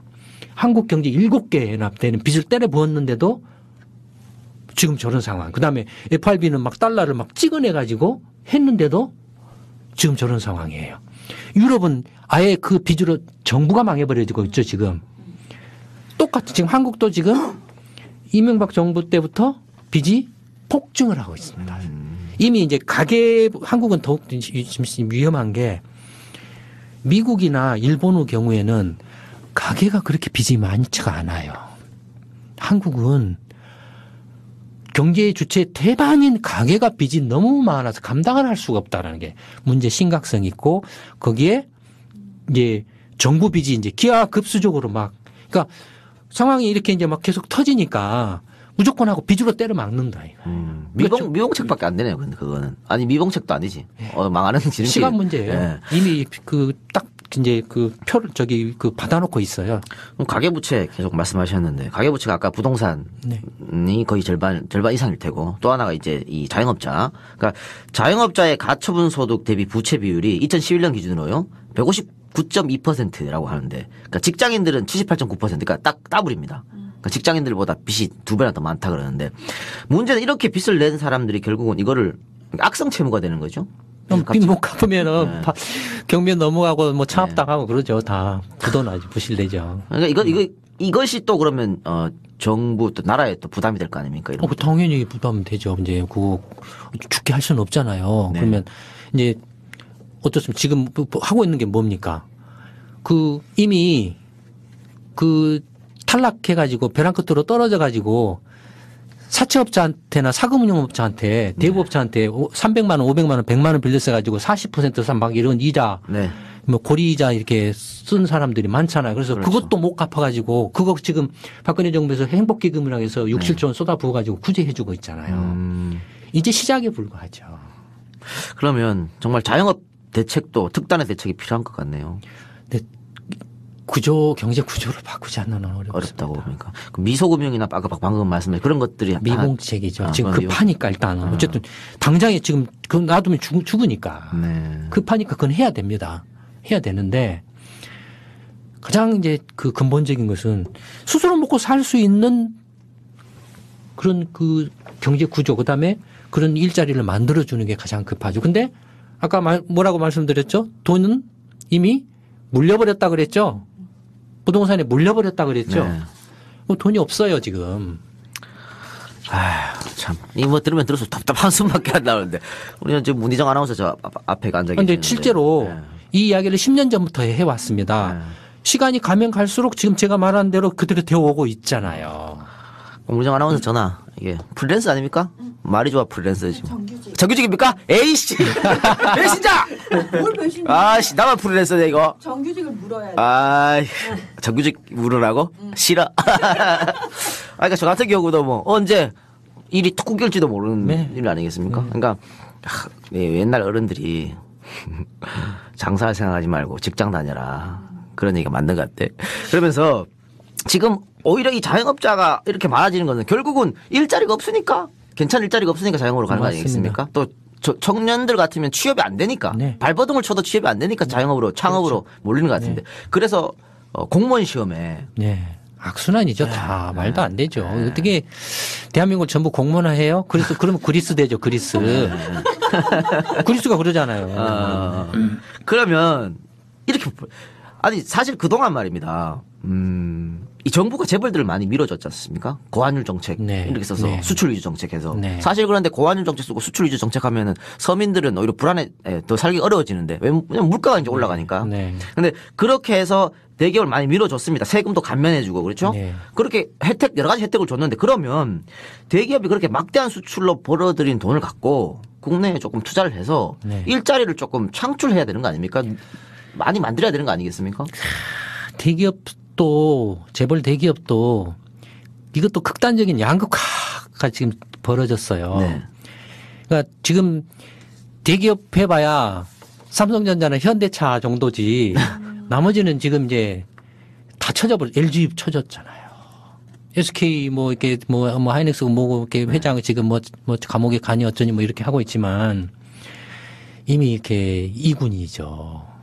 예. 그러니까 그러니까 이제 뿐만 아니라 그런 식으로는 이미 한계 부딪혔죠. 부딪혀서 이미 그 증거가 있죠. 이제 진보 정치 세력이든 보수 정치든 너나 나나 할 것 없이 이제 작년 대선에서나 총선에서 경제 민주화 떠들었잖아요. 네. 그러니까 이제 그런 상황까지 와버렸다라는 거예요. 그런 식의 어떤 이제 경제 운영으로는 더 이상 한국이라는 한국 나라의 한국 경제를 이렇게 유지해 갈 수 없다라는 거. 이제 뭐 물리적으로 이미 이제 그런 상황이 와버렸다라는 거예요. 그러니까 재벌 개혁 또 경제 민주화. 근데 지금 보니까 박근혜 대통령이 공약을 다 뒤로 빠꾸 시켰던데요. 예, 이제 정치적으로 몰리다 보니까 네. 뭐 그런 것 같아요. 국정원 사태로 몰리다 보니까 그런 것 같아요. 그러니까 또 뒤로 숨어버린 거죠. 이제 뭐 80대 그 비서실장 앉혀놓고 그 뒤로 숨어버린 거죠. 네. 박근혜 대통령이 정말로 지금 이렇게 왜냐면 이제 그 정권으로 치면 초기거든. 바둑으로 치면 이제 포석 단계입니다. 예. 초기 포석, 중반 전투, 종반 이제 끝내기 이런 식인데 초반 포석 단계에서 포석을 이렇게 악수를 계속 두면 중반 전투도 하지도 못하고 무너집니다. 그럴 위험이 높아요. 박근혜 대통령이 어쨌든 간에 뭐 국정원 뭐 이명박 씨하고 뭐 서로 이렇게 이야기를 했든 안 했든 어쨌든 국민들 입장에서나 야권에서 봤을 때 충분히 그런 그 정황 증거를 이렇게가 있다 이거예요. 그러면 안 했다고 하더라도 그런 오해를 살 만한 그런 그 상황이다. 그런 점에 대해서 이렇게 죄송하게 됐다라고 사과를 하고 그래서 야당에도 국민들이 요구하는 국정원 개혁. 어떻게 그 국민들이 세금으로 내서 세금 받아서 월급 받는 국정원이 김광수 경제에서 포럼이나 홈페이지 와서 음란물 댓글이나 달고 뭐 이렇게 짓을 하니까. 아니, 왜냐면 저는 알아요. 선거철이나 정치적으로 민감한 이슈가 올라면은 저희 카페 포럼에 음란물 댓글이 폭증을 합니다. 특히 그 정치 관련 글에 막 그 음란물 댓글이 폭증을 해요. 네. 지금은 없어요 또. 그러니까 아주 강하게 연동을 해요. 그러니까 했든 안 했든 만약에 이 상태로 계속 가면 다음번에 정권 바뀌면 당장 이거 청문회감이죠. 네. 박근혜 대통령도 알 거예요. 그러면 조금만 한 번 더 생각을 하면 여기서 승부로 나가야 되죠. 야권하고 대담하게 협상을 해서 그래 그러면 그렇게 오해를 샀다라고 하면 그 오해를 살 만한 그런 또 그 정황 증거가 있으니까 그 점에 대해서는 잘못됐다라고 생각한다. 대신에 지금 경제 상황이 어렵기 때문에 야당도 그 박 대통령이 내세운 공약 가계부 그래서 무상 보육, 무상 교육 그 반값 등록금 그다음에 서민 주거 복지 그다음에 기초연금에 대해서 적극적으로 좀 협력을 좀 해다오. 지금 경제 상황이 이게 장난이 아니니까. 라고 이렇게 협상을 하는 정치력을 발휘를 해야 된다 이거예요. 근데 그걸 지금 계속 그 구시대 인물을 갖다가 비서실장으로 앉혀놓고 그 뒤로 숨어서 이 사람이 이제 계속 이제 악수를 두다 보니까 무슨 이제 검찰총장 이렇게 하고 이렇게 문제가 생기고 경제는 경제대로 이제 스스로 내세운 공약들을 이제 뭐 경제민주화 이게 지금 국정원 문제가 걸리니까 자꾸 뒤로 물러난다 이거죠. 근데 물러나는 순간 중반 전투도 못 해보고 무너져 버릴 수 있다라는 거예요. 근데 지금 박근혜 대통령 하는 걸 보니까 소장님 말씀처럼 안 될 것 같고 완전히 반대로 갈 것 같고 결국은 그런데 이 자영업자 해결을 하려면 일자리 창출이 될 것 같은데 뭐 그전 노무현 정부도 그렇고 뭐 이명박 정부 쭉 주장했던 게 일자리 창출이었습니다. 네, 그렇죠? 맞습니다. MB가 4대강 팠던 것도 일자리 창출한다 그랬거든. 40만 개인지 나발인지. 만 개도 못 만들어내놓고. 네. 그런데 이게 그만큼 어렵다는 이야기겠죠?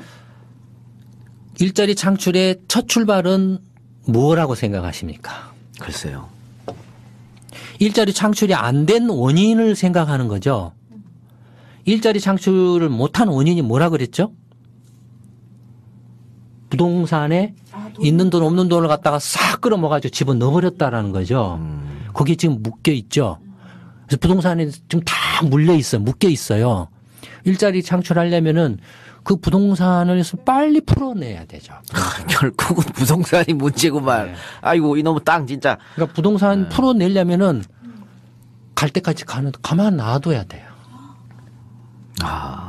이걸 붙잡을수록 어떻게 된다 그랬죠? 정부가 빚만 폭증을 함. 이명박 정부 때부터 지금 박근혜 정부 이르기까지 빚이 말할 수 없을 정도로 폭증을 하고 있어요. 그런데 왜 이렇게 정부가 자꾸 붙잡고 있는 겁니까? 미련을 못 버리고. 아마 기득권이죠. 이 사람들이 부동산 그 노무현 정부나 이명박 정부나 박근혜 정부도 그 공직자 인사청문회에서 부동산 투기로 안 걸린 사람이 있었나요?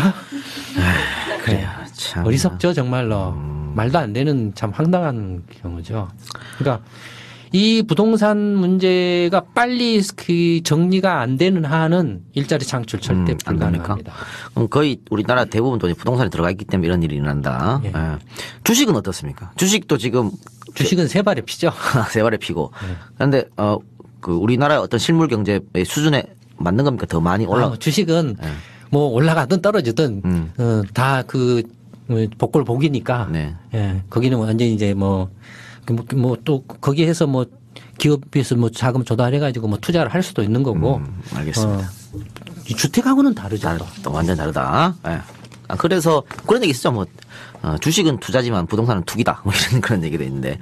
자, 근데 그 이번에 뭐 쓰신 책을 보면요. 네. 이코노미 경제쇼라는 책을 보면 자영업자들이 대기업하고 경쟁하는 게 아니고 네. 자기는 스스로 지금 경쟁하고 있기 때문에 안 된다고 이렇게 쓰셨더라고요. 그러니까 실패할 수밖에 없는 구조적 문제가 있다. 네. 이렇게 이익을 볼 수 없는 구조다. 그거 구체적으로 반반이죠. 네. 실은 대기업하고도 반은 경쟁하고 네. 반은 자영업자끼리 경쟁을 하고 있죠. 뭐 지금 뭐가 대기업하고 경쟁해서 문제가 된 게 뭐였습니까? 마트? 예, 마트들이죠. 그래서 이제 그게 중소기업 적합업종이라는 걸 이제 이렇게 해서 또 그 이제 대형계 대기업 이제 그 서비스 업종 대기업이 하는 서비스 업종 중에서 자영업자 내지는 중소기업 그 업종에는 이제 더 이상 하지 못하도록 그래서 재래시장이나 동네 상가하고 대기업 대형 상권 대형 이제 그 할인 매장이나 마트 이런 것하고는 뭐 이렇게 한 달에 2번 휴무제를 도입한다든지 하는 이런 것들이죠. 그러니까 분명히 그 대기업들이 자영업자들이 이렇게 계속 폭증하는 상황에서 굉장한 타격을 준 것도 틀림없는 사실입니다. 프랜차이즈라든지 이런 것들도 다 그런 거거든요. 또 24시라든지 뭐 이런 것들도 다 그런 것이거든요. 네. 물론 이제 자영업자들 소비자 입장에서 보면 자영업자들이 좀 불만스러운 점들이 적지 않죠. 가격도 비싸고 물건의 질이라든지 뭐 이런 서비스라든지. 예. 근데 그게 악순환에 걸려버리기 때문에 이제 그런 상황이 빠져버린 거죠. 근데 그다음에 이제 자영업자들끼리 간에 아까도 그 이야기가 나왔던 것처럼 대리운전자는 대리운전자끼리 경쟁하고 동네 치킨집은 동네 치킨집끼리 경쟁하고. 치킨이 너무 많아, 종류가. 동네 예. 아파트 있고 뭐 동네에 있는데 치킨집 한 10몇 개가 넘을 겁니다. 예. 동네 커피숍은 또 동네 커피숍끼리 또 경쟁하고. 그러니까 뭐 거의 지금 뭐 이미 물려가지고 거의 대책이 없습니다. 대책을 마련하기가 힘들 상황이 돼버렸어요. 그래서 지금 문제를 풀어나가는 그 첫 단추는 자영업자 문제 중에서도 또 굉장히 큰 비중을 차지하고 있는 게 임대료입니다. 너무 비싸니까. 네, 너무 비싸니까. 임대료만 조금 완화를 해줘도 완화가 돼도 그래도 조금 이렇게 버틸 수 있는 좀 여지가 조금이라도 있는데 그러니까 완전히 착취구조라는 느낌이죠. 그럼 결국 이것도 부동산 문제네요.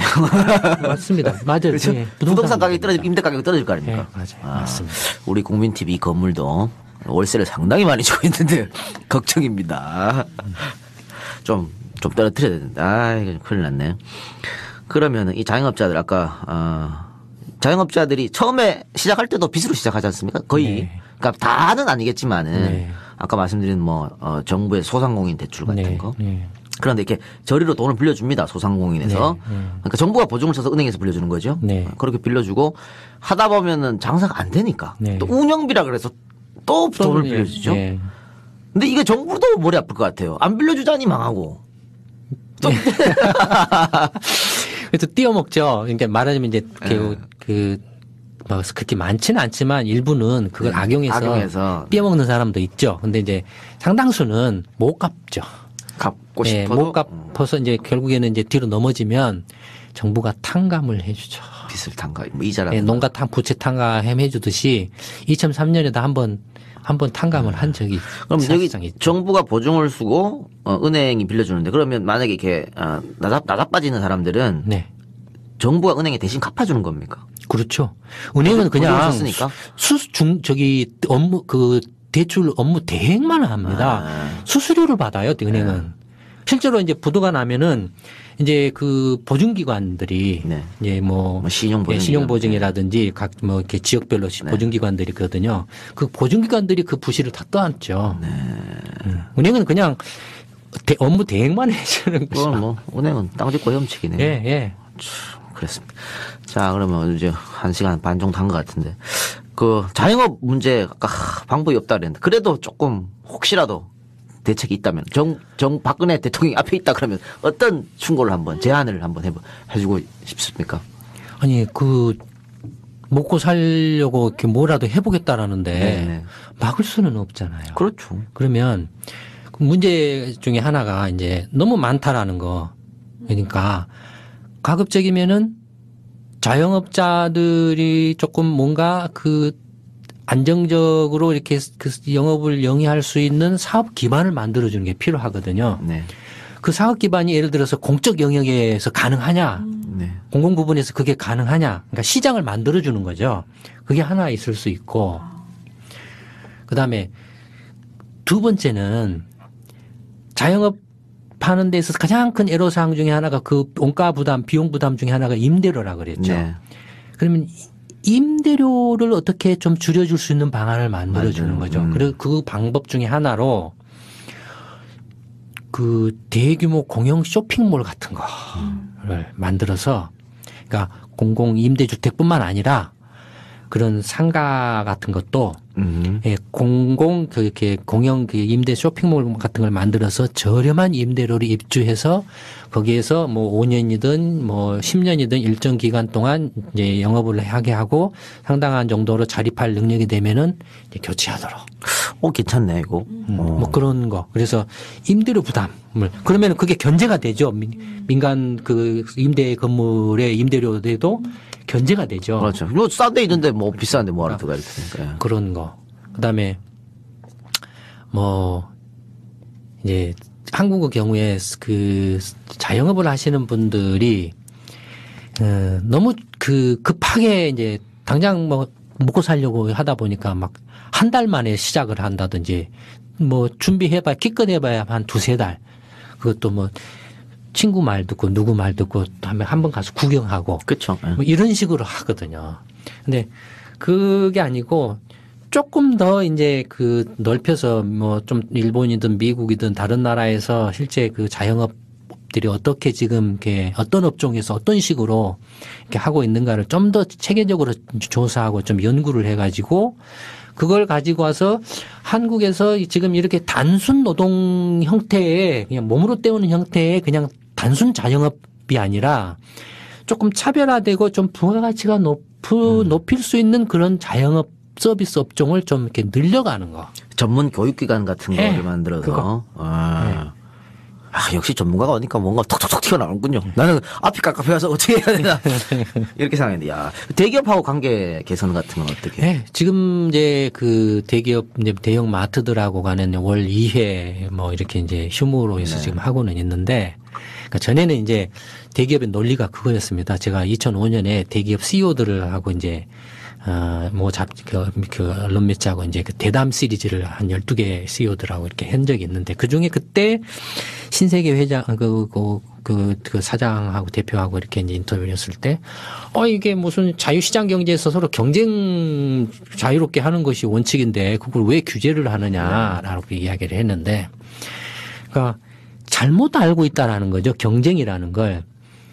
공정한 경쟁을 하는 건 맞죠. 네. 맞는데 그러면은 대형 마트하고 동네 자영업자하고 간에 이게 공정한 경쟁이냐라고 논쟁이 붙었어요. 그래가지고 실제로는 지금까지 거의 공정한 경쟁에서 대형 마트를 다 막 확대시켜줘 왔어요. 네. 노무현 정부 때도 그렇게 막 확대시켜줬고 이명박 정부 때도 확대시켜줬고 막지를 못했어요.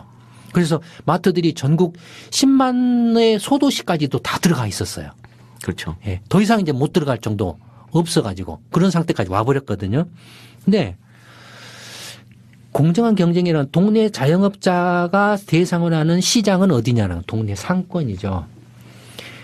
그러면 동네 상권에서 전국시 상권을 상대로 하고 있는 대형 마트가 들어오면 이게 공정한 경쟁이냐라는 거죠. 동네 상권이라는 시장에서 보면 압도적으로 엄청나게 큰 공룡이죠. 그렇죠. 독점금지법에 기업 규모가 기업이 시장 장악력 50%나 60% 이상 시장 장악력을 강제적으로 했죠. 그래서 마이크로소프트 같은 경우도 미국이 해체하려고 그랬잖아요. 인텔도 깨려고 그랬고 애플도 깰까 말까 하려고 했었잖아요. 그러니까 마찬가지죠. 자영업자가 접하는 시장은 동네 상권이다. 그러니까 이런 것조차도 생각을 못한 거예요. 그러니까 10년 넘게.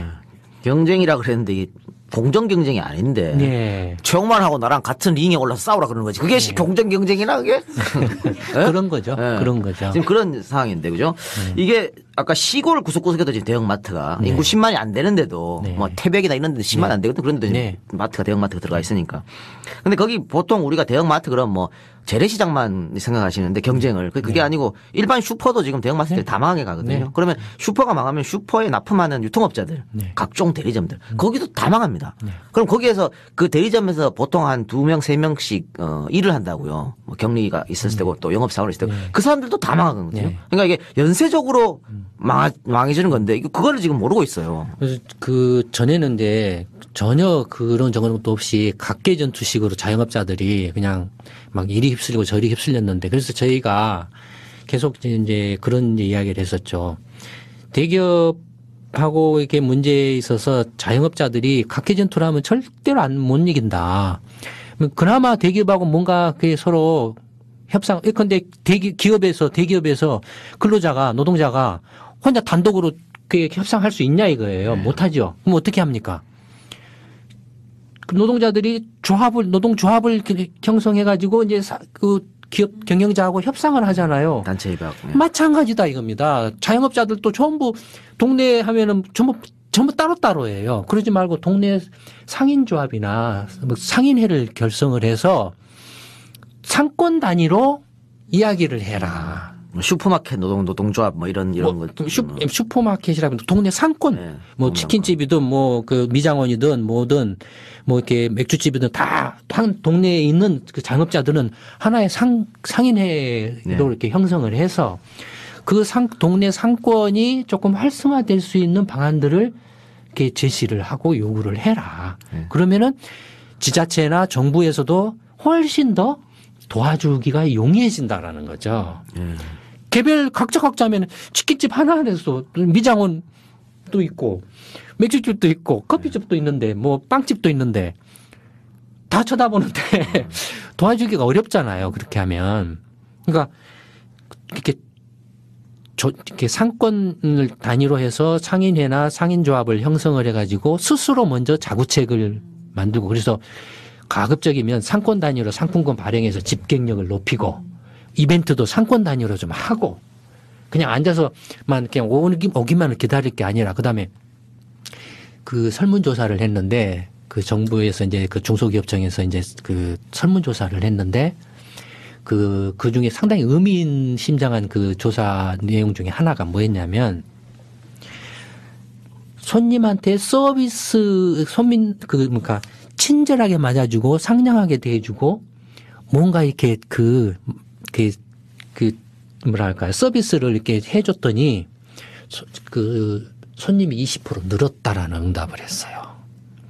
실제로 동네 자영 가게 가면은 안 친절하죠. 안 친절해요. 이건 돈 드는 거 아니거든요. 그러니까 이런 것도 상인회를 딱 구성하면 조합 같은 걸 만들면 정부나 이런 그 뭐 중소 그 진흥원이나 이렇게 소상공인 센터나 이런 데서 가서 지도 단체 교육을 시켜줄 수 있다. 그래서 서비스 교육을 시켜줄 수 있다 이거예요. 따로따로는 아이고 지금 손님 맞아야 되는데 못 갑니다. 이렇게 한다 이거예요. 근데 지금 개개 자영업자로는 경쟁을 할 수 없어요. 이제 상권 단위로 이제 경쟁을 갈 수밖에 없어요. 가야 되고 그러려면은 동네 상권 단위로 뭔가 이렇게 상인회례 같은 걸 만들어서 해야 된다. 근데 그런 기반들이 전혀 없었어요. 안 되니까. 우리가 이 얘기를 계속 하니까 이제 그 대형 마트하고 이렇게 협상하면서 그것들이 이제 만들어지기 시작하는 거예요. 지금 월 2회 휴무. 예, 월 2인데 그 상인회 만드는데 한국은 참 그것도 만드니까 정치화돼요. 예, 그러면은 절대 자영업자 안 됩니다. 안타깝네요. 저는 개인적으로 생각으로 대형 마트들은 다 저 시외로 빼냈으면 좋겠어요. 원래는 그런 거였어요. 그렇죠? 원래는 도심에 있으면 안 되고. 예. 원래는 자동차 가지고 가서 그렇죠. 예, 사는 그런 거였는데 이게 일본은 이제 못 들어오게 했어요. 법으로. 대점포법이라고 그래가지고 그 최근에도 그걸 규제를 했는데 이제 그걸 뭐 풀어야 되냐 말아야 그런 막 갑론을박이 있어요. 상권 보통 그럼 죽어버리니까. 예.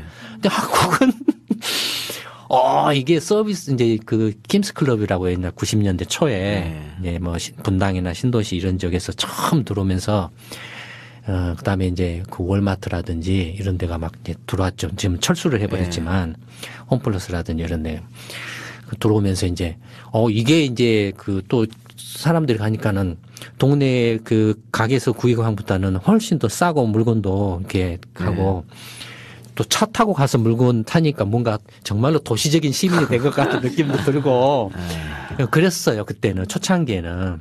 그러니까는 막 그런 데 가서 일부러 멀리서 막 물건 사러 막 차 타고 교회로 차를 끌고 가서 했는데 그러니까 이런 무엇이든지 처음 시작할 때 잘 연구하고 궁리해서 이걸 어떻게 하는 게 가장 효율적이고 바람직한가를 해서 첫 단추를 잘 꿰야 이 부작용이 없는데 이런 거 저런 것 없이 그냥 한국은 힘센 놈이 장땡이니까. 그래서 지금 뭐 시내 중심가에 다 들어와 있죠. 규제 없이. 지금은 이제 나가라고 할 수도 없어요. 제가 대통령이 되면 다 내보내겠습니다. 다 싸그리 잡아서 내보겠습니다. 알겠습니다. 시간이 이제 우리 약속했던 시간이 다 됐으니까.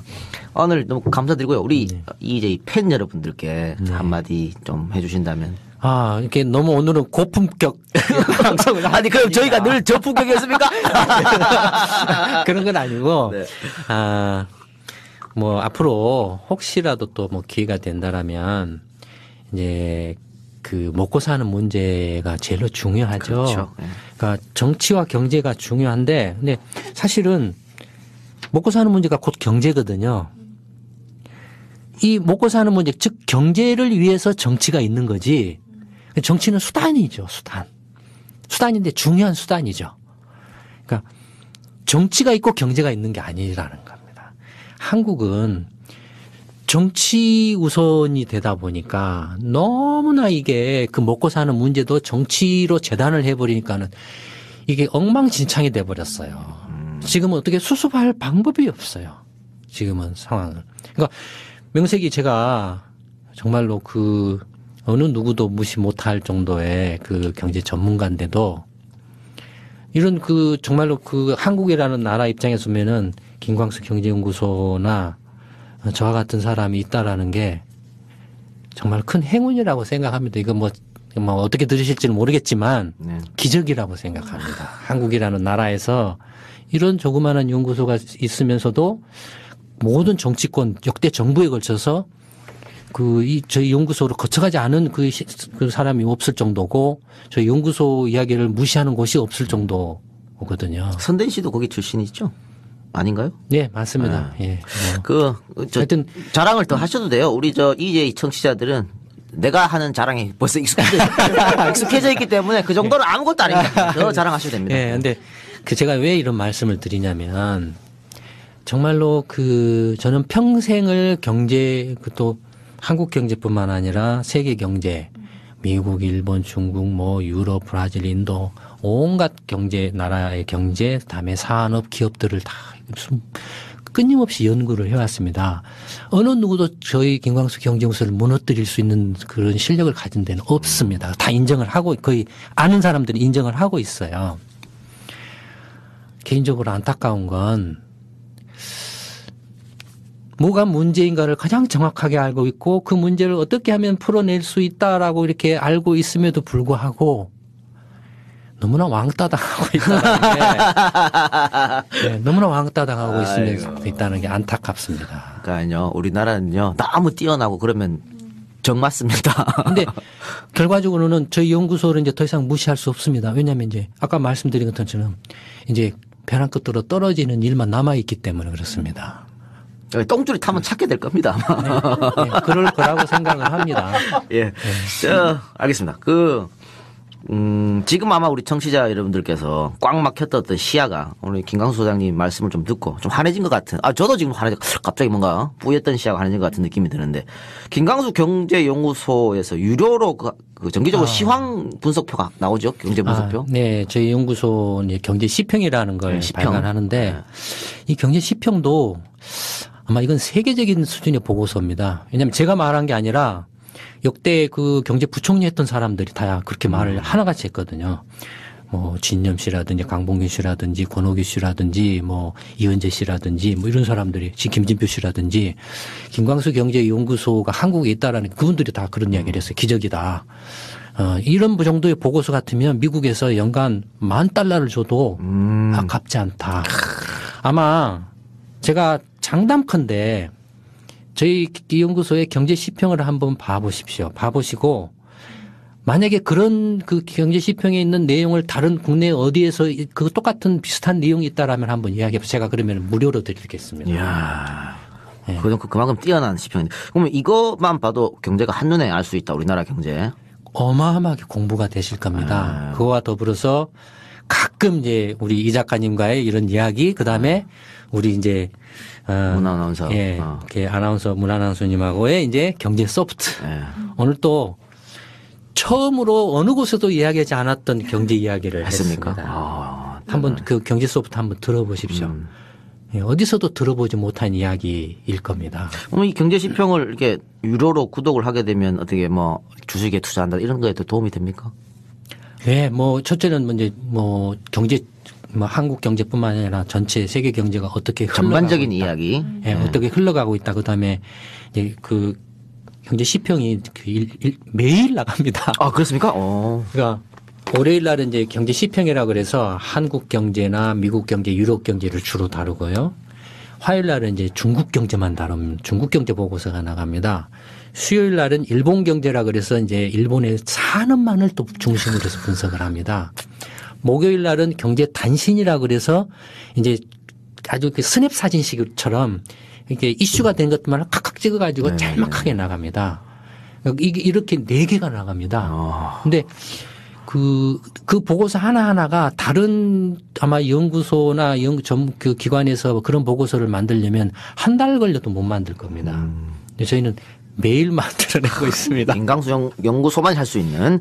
알겠습니다. 그러면 요거 우리 끝나고요. 아마 잠깐 티타임 같은 거 가질 것 같은데 제가 쫄라가지고 EJ 우리 조합원들에 한해서 경제 시평을 유료로 보긴 보는데 EJ 조합원이면 조금 싸게 볼 수 있도록 내가 좀 쫄라야겠네. 빡빡 쫄라야겠나요? 그 부동산 보고서도 있습니다. 지금 부동산 문제가 굉장히 그 관심사항인데 만약에 EJ 작가님 이야기를 대시고 경제 시평을 구독을 하실 경우에는 저희가 부동산 보고서를 3만 원어치를 무료로 이렇게 추가해드립니다. 자, EJ 듣고 왔어요. 근데 부동산 이 작가님 이름만 대세요. 그러면 저희가 무조건 하고 부동산 보고서도 어느 곳에서도 볼 수 없는 내용이 들어 있습니다. 한눈에 전체 그 가격 시세나 거래 동향을 파악할 수